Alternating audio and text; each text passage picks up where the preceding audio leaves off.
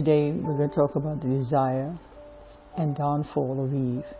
Be sober, be vigilant, because your adversary the devil walks about like a roaring lion, seeking whom he may devour. 1 Peter 5-8. The more things change, the more they stay the same. Ring so true these days. Eve was not just the first woman to fall into temptation, but she is the picture of each of us, a picture of our own desires, the moments of our anxieties and unwise choices. Eve had the perfect home, perfect needs being met, and perfect relationship. However, she focused on the one thing she could not have. Is that us sometimes? When we want what we want and it causes us to step outside of the will of God? Eve disobeyed God's commandment to Adam not to eat of the tree of knowledge of good and evil in the Garden of Eden, Genesis 2:26-17, by believing Satan's lies, 3:1-5, which caused her to act on her fleshly desires. This ultimately led her to sin along with her husband, 3:6-7. Remember, everything we want is not always good for us.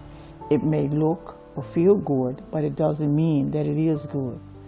Those times when we want the bigger house, the better job, or the things of the flesh, we may begin to focus on that one thing that we do not have, like Eve, instead of focusing on the blessings we do have.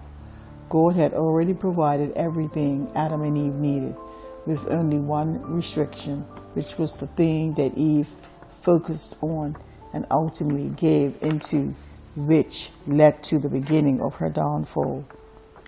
If only I can get that one thing, it could make everything in my life perfect, or better, if ever there was anything that was perfect.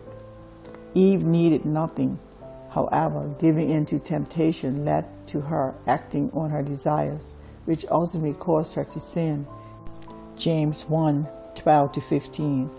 Her mind was set on one thing she could not have. Eve, like us, was tempted by physical pleasures and material possessions, which were temporary in nature, but caused her to become further away and separate from God. Do we seek material things or the things of the flesh to fulfill us in that moment? Then after we get it, are we satisfied, or do we want more? Or are we disappointed with those things afterwards? Jesus was tempted by Satan, Matthew 4:1-11, after 40 days and 40 nights in 3 ways. First, the lust of the flesh. Command these stones become bread. Verse 3. Second, the lust of the eyes. Throw yourself down. Verse 5. And third, the pride of life. Fall down and worship me. Verse 7. Unlike Eve, he remembered and used the word of God to defeat Satan's attempts.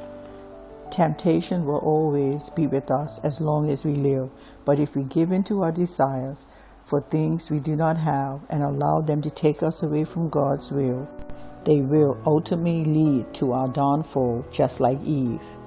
1 Corinthians 10:13. No temptation has overtaken you except such as common to man.